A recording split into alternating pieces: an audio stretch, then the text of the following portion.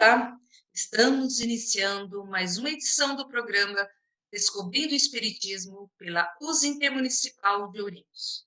Nosso objetivo é abordar temas ligados à sua vida, analisando esses temas com base nos postulados da doutrina espírita e no Evangelho de Jesus, para que assim você possa aprender e fortalecer sua fé.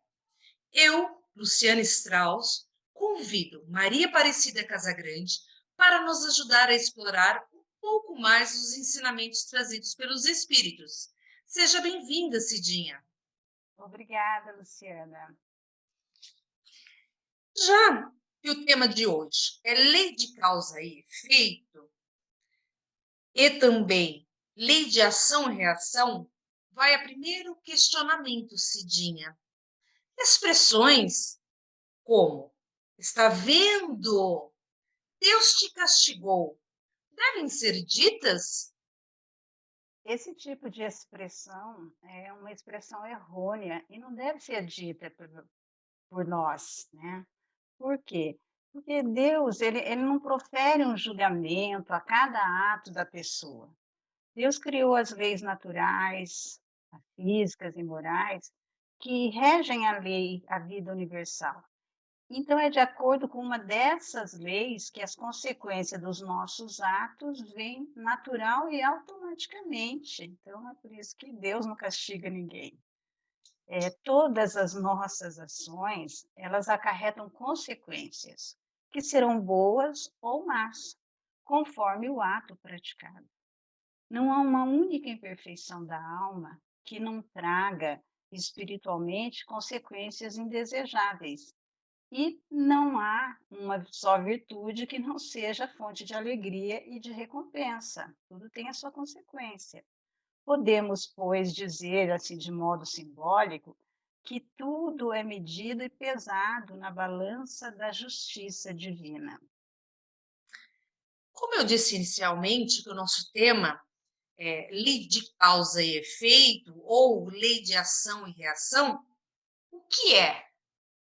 Essa lei é uma lei divina, pela qual a cada ato do ser corresponde um efeito, um estado, uma obra.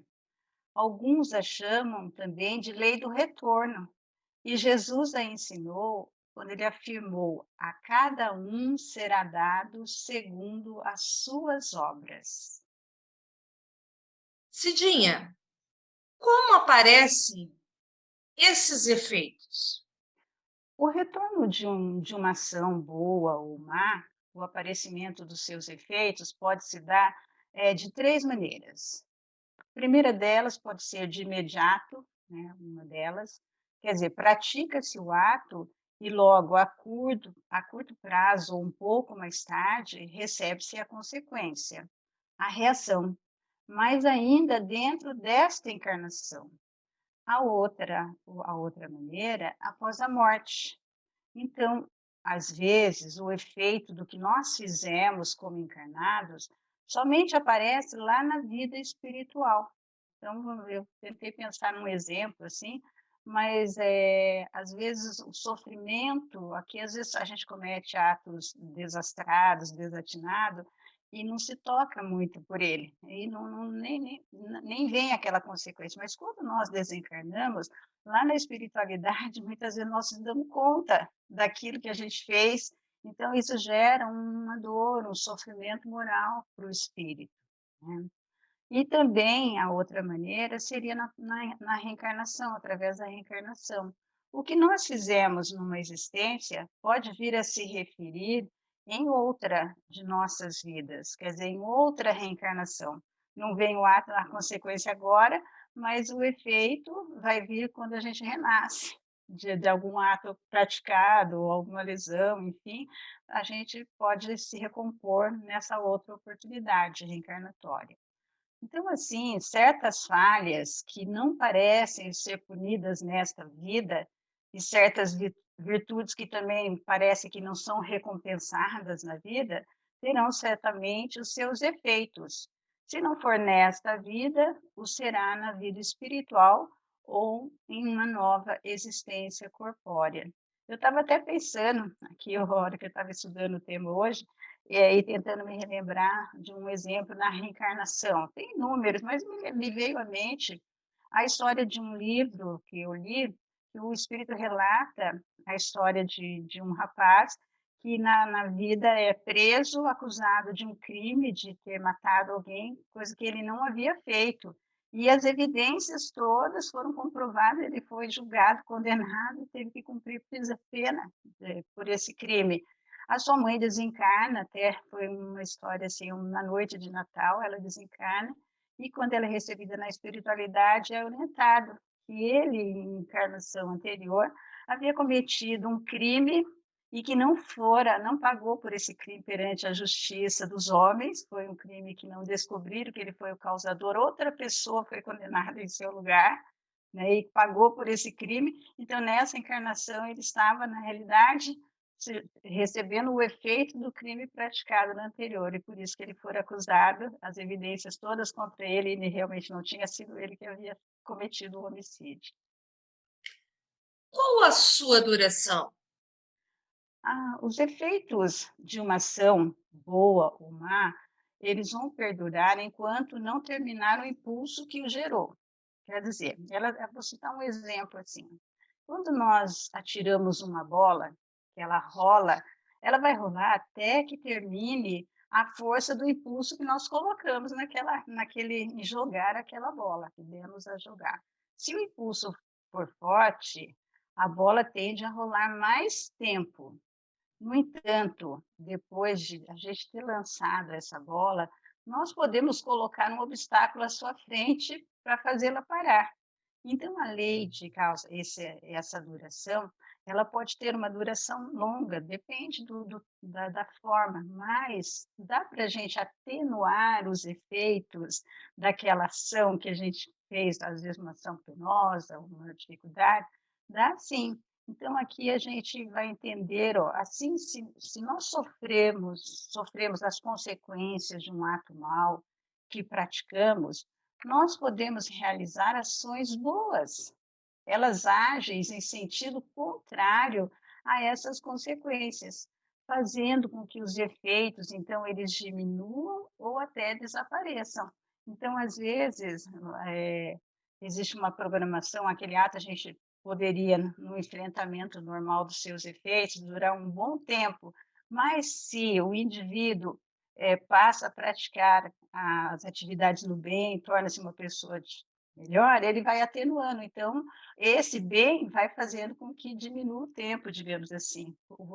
A prática do bem, então, é o obstáculo que impede o efeito do mal de continuar o seu curso, igual a bola, que a gente vai lá e põe alguma coisa, bota um obstáculo, ela para de rolar, né. Então o bem seria, digamos assim, esse esse obstáculo, né. Jesus também já deixou dito que muito lhe foi perdoado, porque muito amou, mas a quem pouco se perdoa, é que pouco ama. Então, é por isso que o bem faz com que a gente, né, resgate mais rapidamente.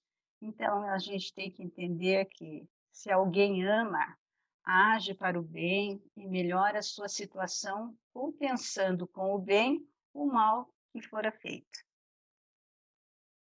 Qual é a sua intensidade?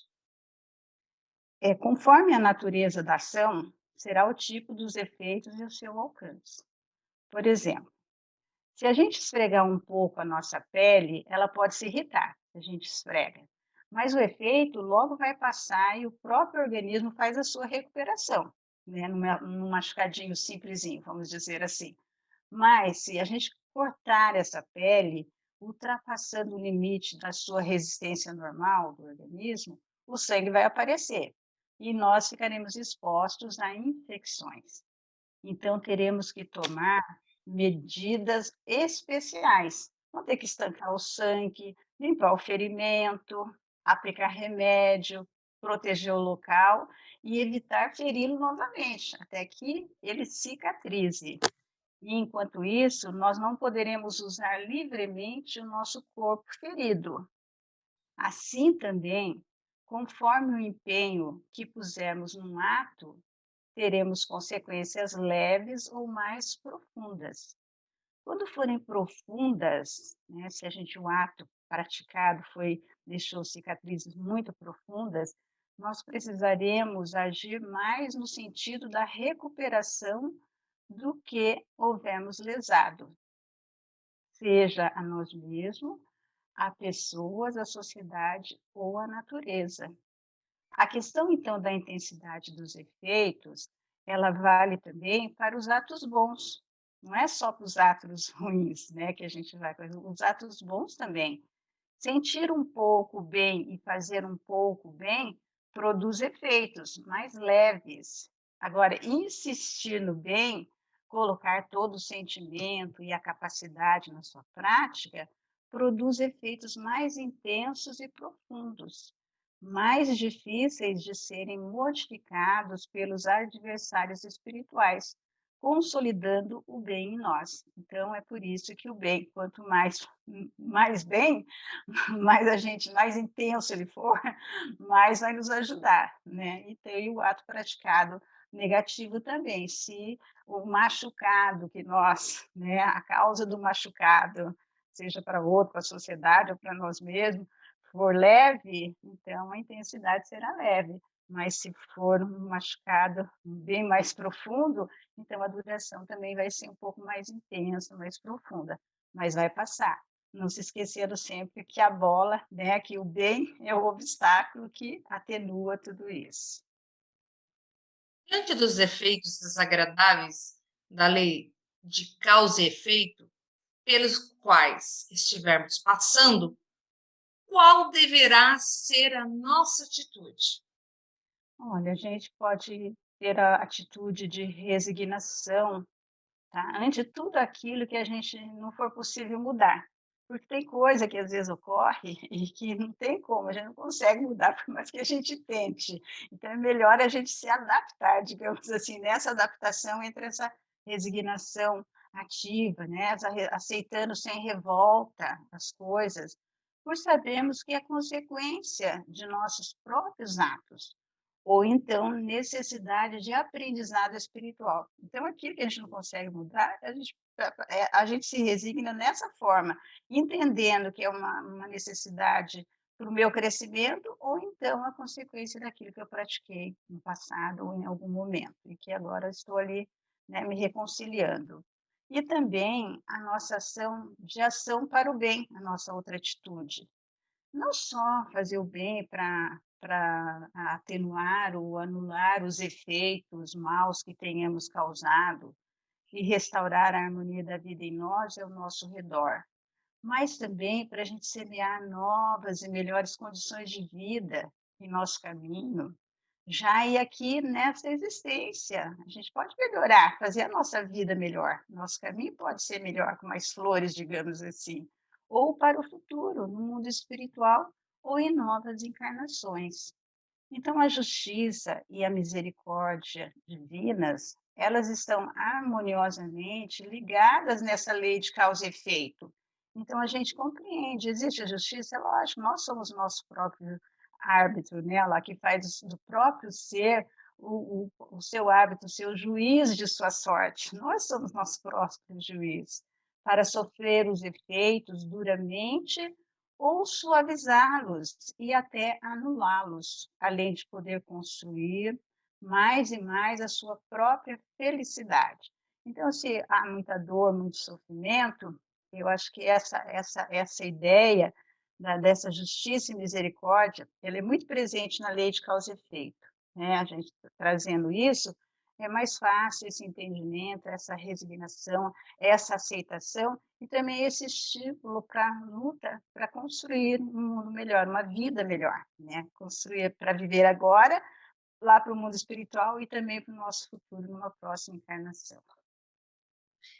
Chegamos ao encerramento do programa Descobrindo o Espiritismo. Muito obrigada, Cidinha, por compartilhar os conhecimentos espíritas conosco. Obrigada a você, Luciana. Até a próxima. Nos despedimos, desejando que as bênçãos do Senhor permaneçam em todos os corações. Que a paz de Jesus esteja conosco hoje e sempre. Foi um privilégio estar em sua companhia. Até o próximo programa. Se você gostou, curta e compartilhe.